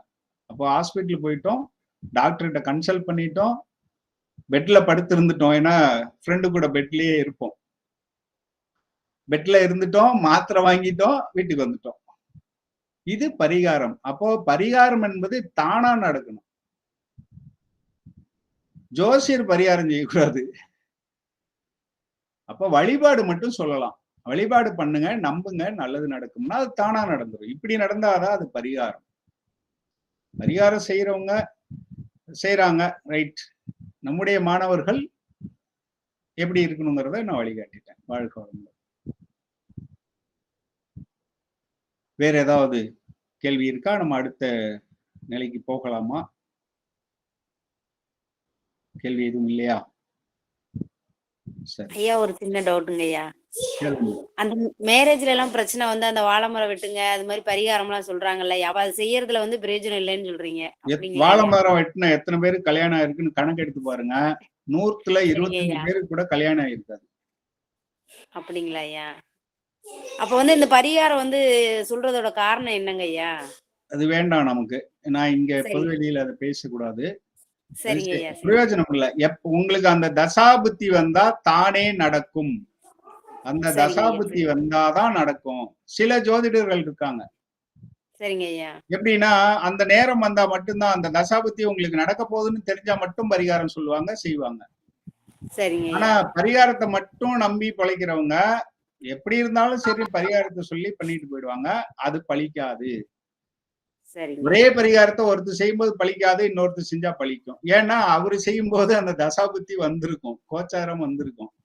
சரிங்க அதுதானே ஐயா. தவிர அந்த ஜோதிடர் செஞ்சாரு பலிச்சிருச்சு, இந்த ஜோதிடர் செஞ்சாரு பலிக்கலைங்கிறதெல்லாம் கிடையாது. சரிங்க. உங்களுக்கு ஒருத்தருக்கு கிடைக்க வேண்டியதை கடவுள் நினைத்தாலும் தடுக்க முடியாது. ஒருத்தருக்கு சரிங்க. கிடைக்க கூடாதுன்னு இருந்தா கடவுள் நினைத்தாலும் கொடுக்க முடியாது. அதுதான் உண்மை. அப்படி இல்லைன்னா ஜோதிடம் பொய்யாயிடும். ஓகேங்க ஐயா. அப்புறம் ஏன் சார் கோயிலுக்கு போக சொல்றீங்க அப்படின்னா, அதான் சார் நினைச்சேன், நீங்க சொல்லிட்டீங்க. அப்புறம் ஏன் கோயிலுக்கு போக சொல்றீங்கன்னா, ப்ரே பண்றப்போ நல்லது செய்யறப்போ நமக்கு அதான் ஹாஸ்பிட்டல் போகணும்னா யாராவது வந்து நம்மள ஹாஸ்பிட்டல் கூட்டி போயிடுவாங்க. கல்வி தடையா இருக்குன்னா என்ன பண்ணுவாங்க, யாராவது கல்வி உதவி கேட்டு வருவாங்க, நம்ம கல்விக்கு செலவு பண்ணுவோம். அப்ப பரிகாரம் இப்படி அமையும். பரிகாரம் தானே அமைவதற்காக நம்ம செய்ய வேண்டியது பிரேயர். ஓகேங்க ஐயா. அவ்வளவுதான். பிரேயர் ஓகேங்க. மட்டும்தான் சரியான பரிகாரம். வாழ்க வளமுடன். நன்றிங்க ஐயா. ஐயா போன வாரம் ஒரு ஜோதிடர் பரிகாரம் சொல்லி நடக்கலன்ட்டு ஜாதகர் அந்த ஜோதிடரை குத்திட்டாங்க ஐயா. ஆமா, அது கூட பேப்பர்ல எப்படி போட்டானா, ஜாதகம் பொய்த்ததால் ஜோதிடம் பொய்த்ததால்னு போட்டாங்க. ஜாதகம் பொய்த்ததால் இல்ல, அவரு பரிகாரம் பொய்த்ததால். பரிகாரம் பண்ணா அப்படிதான் வரும். பரிகாரம் சொல்லுங்க. அதாவது ஜாதகத்துக்கு கட்டணம் வாங்குங்க, பரிகாரத்துக்கு கட்டணம் வாங்காதீங்க. வாழ்க வளமுடன். அதுக்கு மேல நம்ம இங்க அடிப்படையில டைம் வேஸ்ட் பண்ண வேண்டாம். அடுத்து ராசிகள், ராசி காரகத்துவங்கள்ல வேற என்ன சொல்லலாம் அப்படின்னு சொல்லி, உங்களுக்கு வேற எங்கேயாவது படிச்சுக்கல, நாங்க இதை படிச்சோம் சார் அதை படிச்ச சார்னு இருக்கா, அதனுடைய விளக்கம் கொடுத்துடலாம். அப்படிதான் இருக்கா? ராசி பண்புகள்ல சரி, உங்களுக்கு ஒரு நோட்ஸ் நான் போட்டிருக்கேன். பிரசன்ட் ஆயிடுச்சு. வாழ்க வளமுடன்.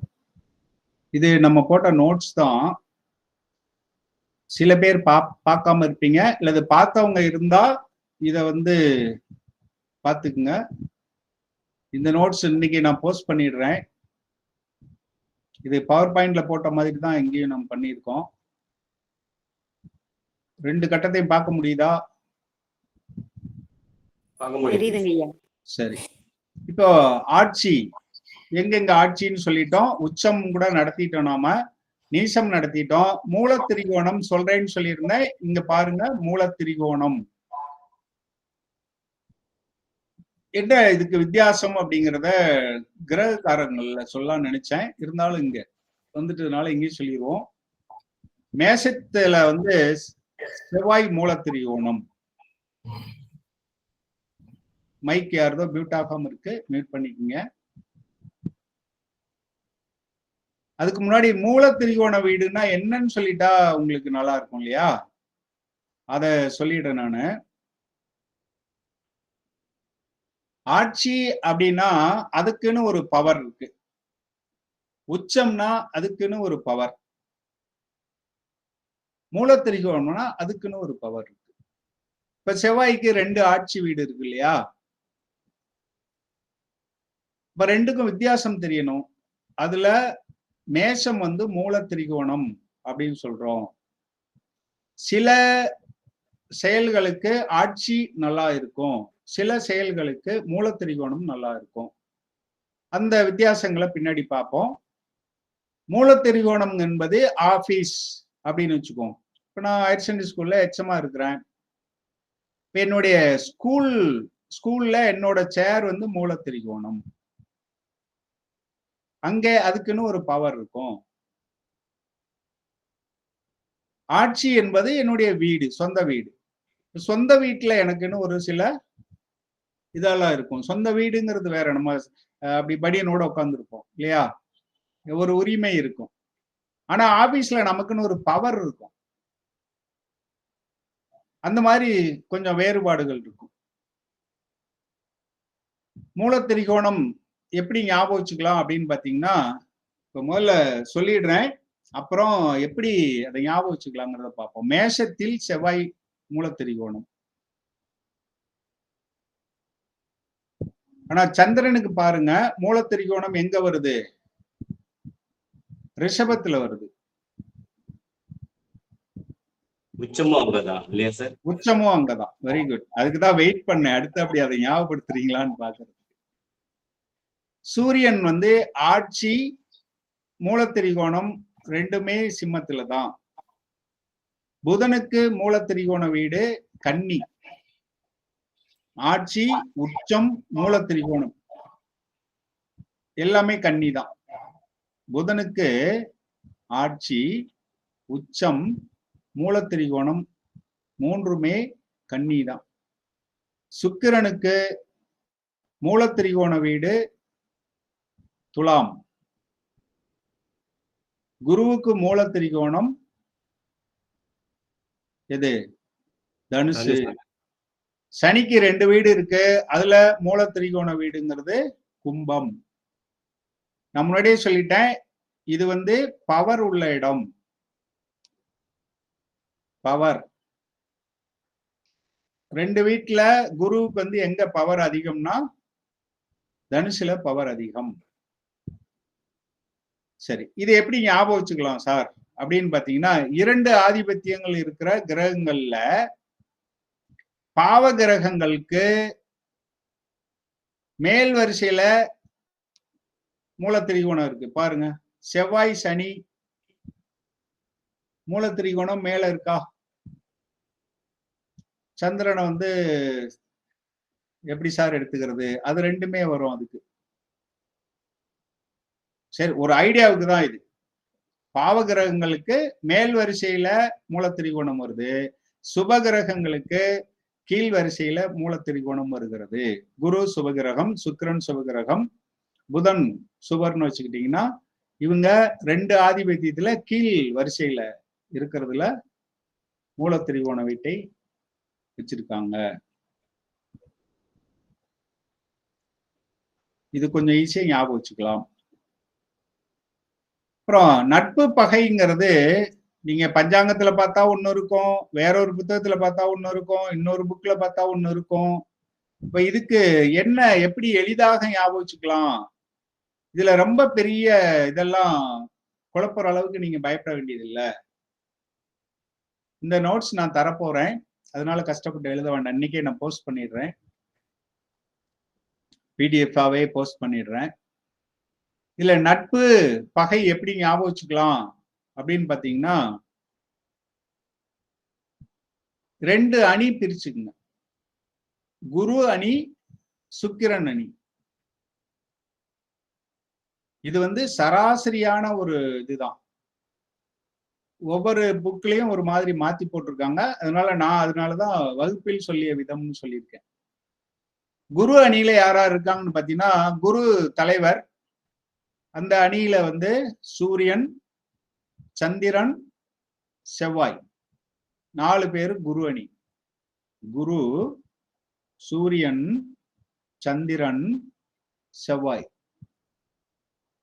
4 பேரு குரு அணி. இத மனசுல வாங்கிக்கோங்க போதும். அடுத்து சுக்கிரன் அணி. நம்ம தேவர் அணி, அசுரர் அணின்னு சொல்றோம்ல. சூரியன் அணி, குரு அணிங்கிறது தேவர் அணி அப்படி வச்சுக்கோங்களேன். சுக்கிரன் வந்து அசுர குரு. அவரு யாராருக்கு குரு அப்படின்னு பாத்தீங்கன்னா, அல்லது சுக்கிரன் அணின்னு பாத்தீங்கன்னா, இன்னும் சொல்லாத யார் இருக்கா? சனி, சனி, புதன், புதன். அவ்வளவுதான். ராகு கேதையும் அங்க கூட சேர்த்திக்கலாம். இருந்தாலும் ராகு கேதை 3வது அணியாக வச்சுக்கிறோம். குரு அணி, சுக்கிர அணி 2 அணி, அப்புறம் ராகு கேது தனியா. இப்ப குரு அணி வீடுகள்ல சுக்கிரன் அணியில இருக்க கிரகங்கள் பகையாக உணரும். சிம்பிளா அதுக்குன்னு நிறைய ஃபார்முலா எல்லாம் வச்சு வீடு எங்க இருந்து எத்தனாவது வீடா இருந்தா, அதாவது மூலத்திரிகோணத்துல இருந்து எத்தனாவது வீடா இருந்தான்லாம் வரும். அது வேண்டாம் ஆரம்பத்துல. நீங்க இப்படி சிம்பிளா ஞாபகம் வச்சுக்கிட்டா போதும். குரு அணி வீடுகள் சுக்கிரன் அணி கிரகங்களுக்கு பகை வீடுகள். சுக்கிரன் அணி வீடுகள் குரு அணி கிரகங்களுக்கு பகை வீடுகளாக இருக்கும் பொதுவாக. இதுல விதிவிலக்குகள் வரும். இங்க புதன் சூரியனை எப்பவுமே சுத்திக்கிட்டே வர்றாரு பக்கத்திலேயே. புதனும் சூரியனும் வேற வேற அணியாக இருந்தாலும் புதன் சூரியன் கூடவே இருக்கிறதுனால ஒரு நட்பு, நண்பர்கள் 2 பேரும் அப்படின்னு சொல்றோம். அதனால சிம்மத்துல புதன் பகைன்னு வராது. சூரியனுக்கும் அதே மாதிரி புதன் பகை என்று வராது. அப்படி எடுத்துக்கலாம். ஒரு எக்ஸம்ஷன் வந்துருச்சா? இன்னொரு எக்ஸம்ஷன் என்ன எடுக்கலாம்னா, செவ்வாய் சுக்கிரன். செவ்வாய் என்பது ஆண் நாடி ஜோதிடத்துல ஆண் கணவரையும், சுக்கிரன் என்பது மனைவியையும் குறிக்கக்கூடியது. மனைவி கணவன் பகையா இருக்க முடியுமா? குணங்கள் வேறுபடும். ஏன்னா ஆண் பெண் குணங்கள் வேறுபடும் தான். ஆனா பகை இருக்க முடியாது. அதனால செவ்வாய் சுக்கிரன் 2 பேரும் எதிரெதிர் அணியா இருந்தாலும் அதை பெரிய பகையாக எடுக்க வேண்டியதில்லை. அப்ப சமம்னு எடுத்துக்கலாம். இது ஜெனரல் லாஜிக் வச்சுட்டு எடுத்துக்கிறதுக்கு சரியா இருக்கும். பஞ்சாங்கத்துல எல்லாம் பாத்தீங்கன்னா அது மனப்பாடம் பண்றதே கஷ்டம், அவ்வளவு கொடுத்துருப்பாங்க. அடுத்து இன்னொரு வகையாவும் எடுப்பாங்க. எப்படின்னா, இப்ப செவ்வாய் சனி 2 பேரும் எதிரணி பகைதான், அதுல சந்தேகமே இல்லை. ஆனாலும் சனி வீட்டுலதான் செவ்வாய் உச்சமடையுது. அதனால செவ்வாய்க்கு சனி பெரிய பகையா எடுக்க வேண்டியதில்லை. இதெல்லாம் விதி விலக்குகள். பகைதான். ஆனா இங்க உச்சமடைகிறதுனால இவருக்கு இவரு பெருசா பகை இல்லைன்னு. ஆனா மேஷத்துல சனி நீசம், செவ்வாய் வீட்டில் சனி நீசம். இப்ப சனிக்கு செவ்வாயை எப்படி பலன் தருவார் அப்படிங்கிறத கொஞ்சம் யோசிச்சு எடுத்துக்கணும். இதெல்லாம் விதி விலக்குகள். 2 அணி ஞாபகம் வச்சுங்க. அப்போ இந்த ராகு கேதுவை எங்க சார் சேர்த்துறது? ராகு கேது பொதுவாக எல்லா கிரகங்களுக்கும் பகைன்னு பொதுவாக எடுப்போம். ஆனா ராகு கேது அதிக பகை யாருக்குன்னா, ஏன்னா அது நிழல் என்பதனால ஒளிக்கு தான் பகையா இருக்க முடியும். சூரியன் சந்திரனுக்கு தான் ராகு கேது பெரிய பகை. அதுக்கு கதை கூட சொல்லுவாங்க. இவங்க அதாவது ராகு கேதுவா மாறுறதுக்கு முன்னாடி அந்த அசுரன் என்ன பண்ணுவான்னா, அமிர்தத்தை குடிச்சிடறான் வாங்கி ஏமாத்தி. அப்போ இந்த சூரியன் சந்திரன் தான் விஷ்ணு கிட்ட சொல்றாங்க, இவன் ஒரு ஆள் மாறி நம்ம வரிசையில உட்காந்துட்டான்ட்டு. அப்படி ஒரு கதை நமக்கு ஞாபகம் வச்சுக்கிறதுக்காக சொல்லி வச்சிருக்காங்க. காட்டி கொடுத்ததுனால சூரியனையும் சந்திரனையும் அவங்களுக்கு பிடிக்காது. அதனால பகை. அடுத்து சனியை போல் ராகு. இதெல்லாம் கொஞ்சம் ஞாபகம் வச்சுக்க, அதனாலதான் ஸ்லோவா சொல்றேன். சனியை போல் ராகு. அப்ப சனிக்கும் ராகுக்கும் பகை இருக்க முடியாது. செவ்வாயை போல் கேது. செவ்வாய் குரு அணியா இருந்து கேது அசுர இதா இருந்தாலும் அவங்க 2 பேருக்கும் பகை இருக்க முடியாது. ஏன்னா இவரை போல் அவர் எதிர்கட்சியில இருந்தா கூட எனக்கு அவரை பிடிக்கும்பா அப்படின்னு சொல்றோம் இல்லையா, அந்த மாதிரி. அப்ப செவ்வாய் கேது சேர்ந்தா பெருசா பயப்பட வேண்டியது இல்ல. சனி ராகு சேர்ந்தாலும் பெருசா பயப்பட வேண்டியது இல்லைன்னு தான் சொல்றேன். பயப்பட வேண்டியதில்லைன்னு அர்த்தம் இல்ல. இவங்க 2 பேருமே பாவ கிரகம். சூரியன் ராகு சேர்ந்தா பயப்படணும். ஏன்னா 2 பேருமே ரொம்ப பகை. இந்த மாதிரி எடுத்துக்கணும். இன்னொன்னு சுக்கிரனுக்கு எப்படி எடுக்கலாம்? சுக்கிரன் வந்து குருநாதர், அசுர குருநாதர். அப்ப சுக்கிரனை ராகு கேது அதிகமா பாதிக்க மாட்டாங்க. ஏன்னா அவங்க குரு அணி சுக்கிர அணின்னு பிரியும் போது தனக்கு, ஏன்னா அவங்க அசுரர்கள் தானே ராகு கேது, தன்னுடைய குருநாதரை வந்து பகைச்சுக்குவாங்களான்னா பகைச்சுக்க மாட்டாங்க. இதையெல்லாம் மனசுல வச்சுக்கிட்டு நட்பு பகை எடுக்கலாம். நட்பு பகை எங்க பயன்படுத்தணும்? ஒரு வீட்டுல ஒரு கிரகம் இருக்குன்னா அது அந்த வீட்டிற்கு என்ன பலனை செய்ய போகுது? இப்ப 5ஆம் பாவம் அப்படின்னா அது குழந்தை பாக்கியத்தை குறிக்குது. அங்க போய் ராகு இருந்தா என்ன செய்வார்? இதுலதான் நிறைய பேர் குழப்பிக்கிட்டு இருக்காங்க. 5ல் ராகு இருந்தா குழந்தை பிறக்குமா பிறக்காதா? 5ல் ராகு ஆண் குழந்தை பிறக்கும். பெண் குழந்தை பிறக்கும். ஆண் குழந்தை பிறக்காது. 5ல் ராகு மட்டும் இருந்தா பிரச்சனை இல்லை. ராகுவோ கேதுவோ எந்த கிரகமே, பாவ கிரகங்கள் தனியாக தனித்த ஒருவர் இருந்தால் பிரச்சனை வராது. எப்பவுமே 2 பேர் சேர்ந்தாதான் பிரச்சனையே வரும். ராகு இருந்தா ராகுக்கு வீடு கொடுத்தோன்னு பார்க்கணும். ராகு எங்க இருக்காரோ அந்த வீட்டு அதிபதி நல்லா இருந்தாருன்னா ராகுனால பாதிப்பு இருக்காது. இன்னொன்னு வந்து ராகு பெரிதாக்கும், அது ஒரு யோகம். ராகு இருந்ததுன்னா பகு புத்திர யோகம்னு பேரு. பகு நம்ம சொல்றோம்ல பகுத்தச்சா அப்படிங்கிறோம்ல, அச்சா அச்சா பகுத்தச்சா அப்படின்றாங்க. பகுன்னா நிறைய பெரியன்னு அர்த்தம். நிறைய குழந்தைகள், நீங்க 5ல ராகு இருக்கவங்களுக்கு பாத்தீங்கன்னா பெண் குழந்தைகள் நிறைய இருக்கலாம். 3ல ராகு இருக்கவங்க பாத்தீங்கன்னா சகோதரிகள் நிறைய இருக்கிறதுக்கு வாய்ப்பு அதிகம். பழைய, அதாவது என்ன மாதிரி வயசானவங்களா இருந்தா. எனக்கு 3ல ராகு, 6 சிஸ்டர்.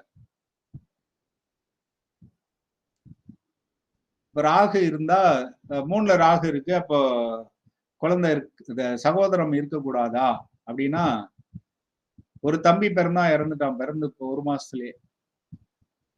அந்த தம்பி வேணுங்கிறதுக்காக தான் அப்பா அம்மா எனக்கு துணைக்காக அத்தனை பேரை ட்ரை பண்ணியிருக்காங்க. சோ இங்க இதே 5ல இருந்தா என்ன ஆயிருக்கும்? குழந்தைகள், நிறைய குழந்தைகள் வரும். பகு புத்திர யோகம். ராகு பாதிக்காதுன்னு சொல்லல. எப்ப பாதிக்கும்னா 5ல ராகு இருந்து, அடிப்படையில ஏன் கொண்டு போறேன்னா, நீங்க அடிப்படையே சரியா புரிஞ்சுக்கிட்டு போனீங்கன்னா இதுதான் உயர்நிலை. உயர்நிலை வகுப்பு தனியா தேவையில்லை. 5ல ராகு இருந்தா அவருக்கு அந்த 5ஆம் அதிபதியும் கெட்டு,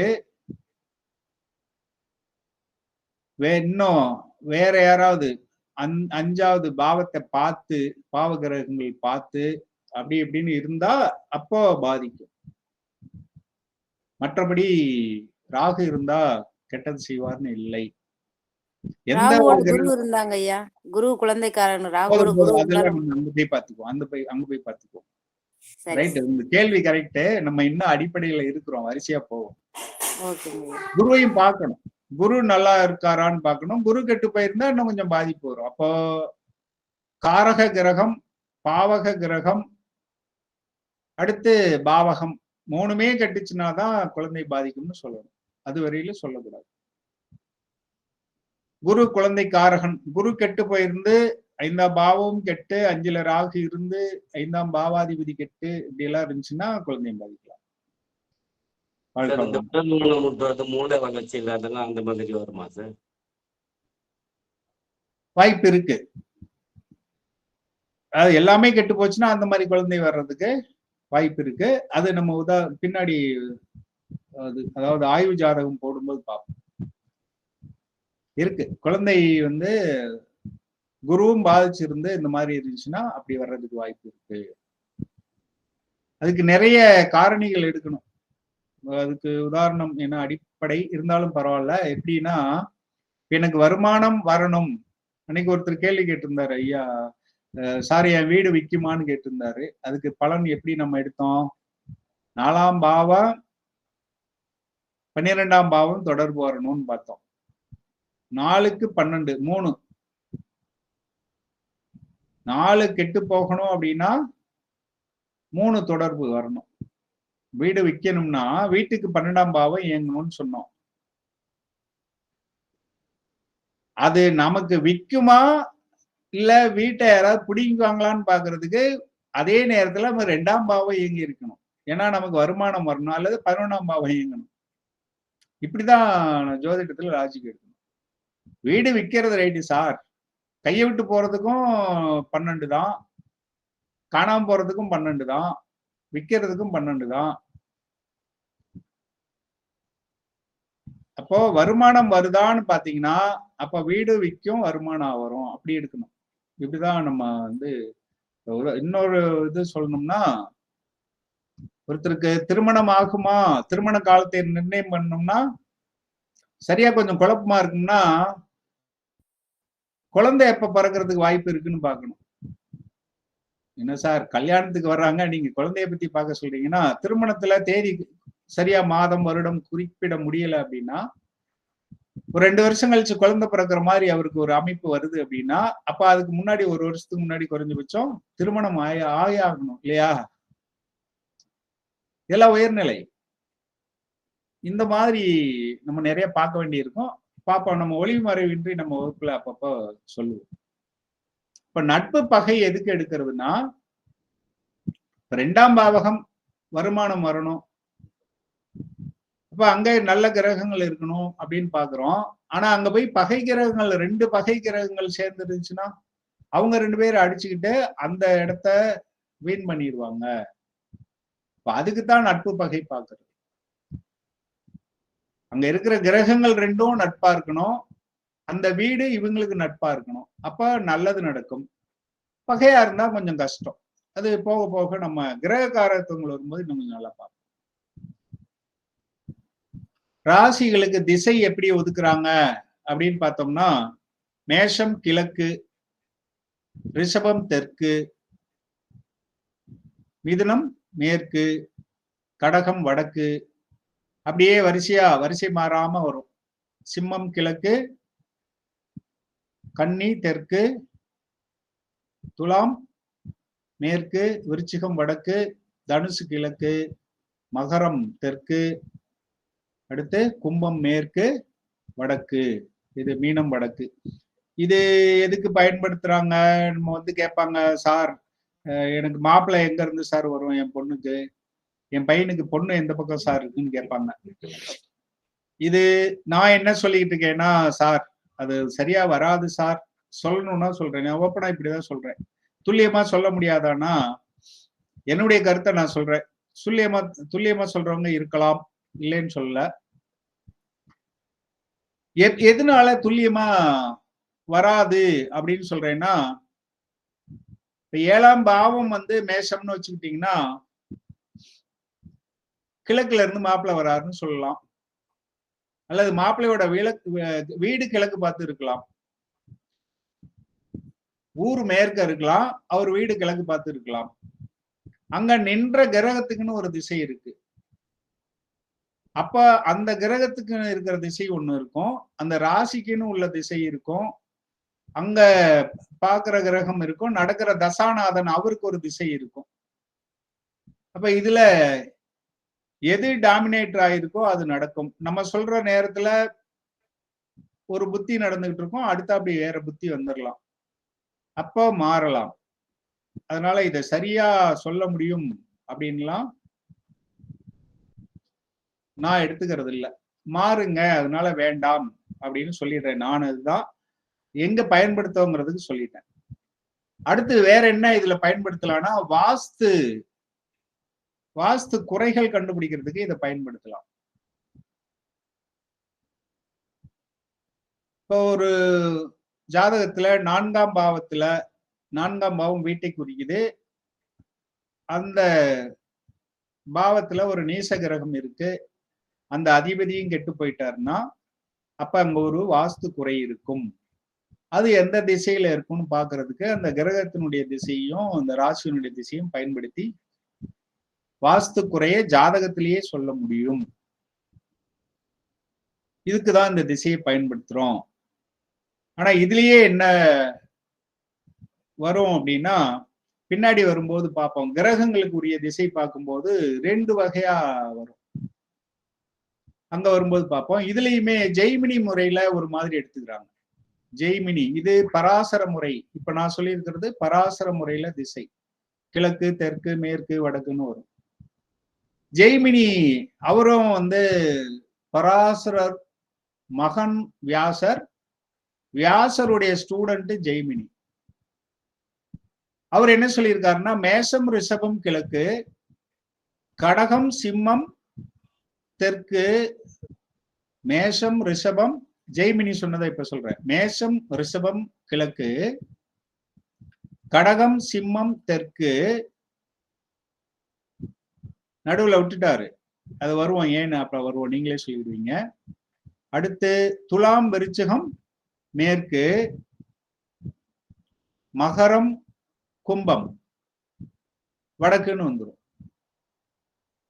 அப்போ நடுவுல இருக்கிறது பாத்தீங்கன்னா அவரு அந்த மூளையை சொல்லிடுறாரு. கிழக்கு தெற்குனா இது தென்கிழக்கு, அதாவது மிதுனம் தென்கிழக்கு. அந்த 2 திசைக்கு நடுவே உள்ள திசைய சேர்த்தி கொண்டு வந்துடுறாரு. அப்போ 2 பேரும் ரிஷிகள் தான். நம்ம எதை சார் எடுத்துக்கிறது? இப்போ அனுபவத்துல பார்த்து பயன்படுத்திக்கங்க. 2 பேர் சொன்னதையும் சொல்லிட்டேன் நான். பராசரர் சொல்லியிருக்காரு. கேபியில என்ன பயன்படுத்திக்கிறாங்கன்னா பொதுவா நம்ம பார்க்குற பாரம்பரிய முறைங்கிறதுல பராசரத்தை பயன்படுத்திக்கிறாங்க. கேபி ஜோதிட குருமார்கள் என்ன பண்றாங்க அப்படின்னா ஜெய்மினி முறையை பயன்படுத்திக்கிறாங்க. அப்ப இங்கே நமக்குள்ளே வேறுபாடு வந்துருச்சா? எது சரி? அடுத்து இன்னொரு வகையில பிரிச்சோம்னா தர்மம், அர்த்தம், காமம், மோட்சம்னு 4 வகையா பிரிக்கிறாங்க. மேஷத்தை தர்ம வீடு அப்படின்னும், ரிஷபத்தை அர்த்தம் வீடு, மிதுனம் காம வீடு, கடகம் மோட்ச வீடு. இப்படியே வரிசையா வந்துரும். தர்மம்னா என்னன்னா அவங்க சிந்தனைகள் தர்ம சிந்தனையாக இருக்கும். தர்மம் செய்வதில் நாட்டம் உடையவர்களாக இருப்பார்கள். எல்லாமே ஒரு பர்சன்டேஜ் தான், கிரக அமைப்பை பொறுத்து மாறும். அர்த்தம் அப்படின்னா பொருள்னு அர்த்தம். பொருளாதாரத்தில் நாட்டமுடையவர்களாக இருப்பார், பொருள் நாட்டமுடையவர்களாக சம்பாதிப்பதில் குறியாக இருப்பார்கள். அதாவது இருக்கும் வாய்ப்பு அதிகம் அப்படின்னு எடுத்துக்கணும். மிதுனம் காமம். காமம்னா இந்த பெண் ஆசை மட்டும் குறிப்பதல்ல, பற்றுன்னு அர்த்தம். ஏன்னா நம்ம காமம்னு சொன்ன உடனே அந்த இதுதான் நினைக்க தோணும். காமம் என்பது இங்க எதை குறிக்குதுன்னா எதன் மீதும் பற்று, ஆசைப்படுறது வேற, பற்று வேற. இப்ப இந்த அர்த்தம் அப்படிங்கிறது அவங்களுக்கு பொருள் ஆசை இருக்கும், பொருள் ஈட்டுதலில் ஆசை இருக்கும். இவங்களுக்கு பற்று இருக்கும். அது இல்லைன்னா என்னால முடியாது, அது இருந்தே ஆகணும். ஒரு பொருள் மீது பற்று வைத்தல், அது பொருளா இருக்கலாம், சுகமாக இருக்கலாம், ஏதோ எதன் மீதும் அவங்க பற்று வைப்பார்கள் இந்த ராசிக்காரர்கள் அப்படின்னு எடுத்துக்கணும். காமம் என்பது அதுதான் பொருளை தவிர பெண்ணாசை அல்ல. பெண்ணாசை அல்லன்னு இல்லை, பெண்ணாசை மட்டும் அல்ல, எதுலயும் பற்று அதிகமா இருக்கிறதுக்கு பேரு காமம். மோட்சம் என்பது முக்தி நிலை, அவ்வளவுதான். அப்படி புரிஞ்சுக்கணும். அல்லது அந்த வீடு சார்ந்த காரகங்கள் நிறைவடையும், முழுமை பெறும்னு அர்த்தம். முழுமை, நிறைவு. ஏன்னா மோட்சம்னா செத்து போயிடுவாங்க சார் அப்படின்னு எடுக்கக்கூடாது. மோட்சம்னா என்ன? வாழ்க்கை சுழற்சி நிறைவடையுது, திருப்தி அடையுது. திருப்தி அடைந்த எந்த மனிதனும் அதுக்கு மேல வாழ விரும்ப மாட்டான். அதுதான் மோட்சம்.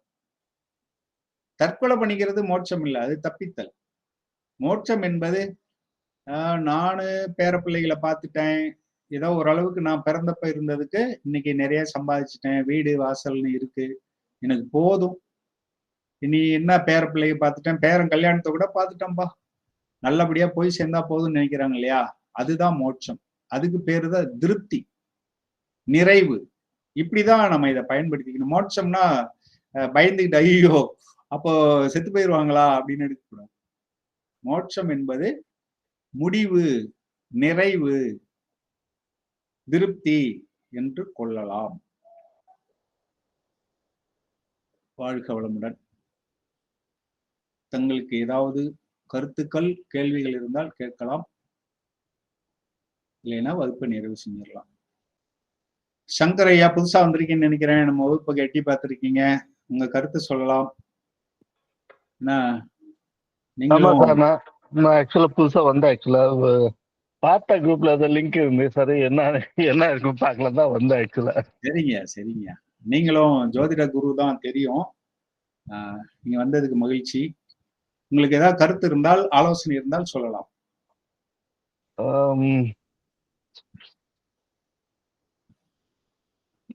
அடிப்படை ஜோதிடத்துல ஒரு சின்ன டிப் என்ன சொல்லலாமா? சொல்லுங்க ஐயா. இதுல மாணவர்கள் பயன்பட்டா சரி. இதுல யாரு பெரியவங்க சின்னவங்கள, நம்ம மாணவர்கள் பயனடையணும். ஆக்சுவலா மேஷ வீட்டுல சனி நீச்சம், சனி வீட்டுல மேஷ தட் இஸ் செவ்வாய் உச்சம். ஆமா. ஓகே, செவ்வாய் வந்து சனி வீட்டுல உச்சம். ஆனா செவ்வாய்க்கு சனி வந்து அந்த அளவுக்கு பவர் இருக்கல, நீச்சமா இருக்காங்க. ஆமா. இதுக்கு லாஜிக் என்னன்னு நான் யோசிக்கும் போது எனக்கு ஒரு ஐடியா வந்தது. சொல்லுங்க ஐயா. அது என்னன்னா, ஆக்சுவலா சனி வந்து லேபர், செவ்வாய் வந்து ஓனர் ஆஃப் த கம்பெனி வச்சுக்கோங்களேன். இப்போ லேபர் வந்து ஓனர் வீட்டுக்கு போனாங்க, ஓனர் லேபர் வீட்டுக்கு போனாங்க, லேபர் தான் நின்றுப்பாங்க. கண்டிப்பா. அருமை. அதான் லாஜிக். நன்றி. எல்லாருடைய கொஞ்சம் வாய்ஸ் கிளியரா இல்ல, நீங்க கொஞ்சம் சொல்ல முடியுங்களா ஐயா அவர் சொன்னது? அதாவது சனி வந்து நம்ம கிரக காரத்துவங்களை வரும்போது பார்ப்போம். அது யாரை குறிக்குதுன்னா, முதியோர்களையும் ஊனமுற்றோர்களையும் தொழிலாளிகளை குறிக்கும். சனி வந்து தொழிலாளி, செவ்வாய் வந்து அதிகாரின்னு சொன்னோம் இல்லையா, படைத்தளபதி அப்படின்னும், அல்லது முதலாளி அப்படிங்கிற வார்த்தையை ஐயா பயன்படுத்துறாரு. செவ்வாய் முதலாளி, சனி தொழிலாளி.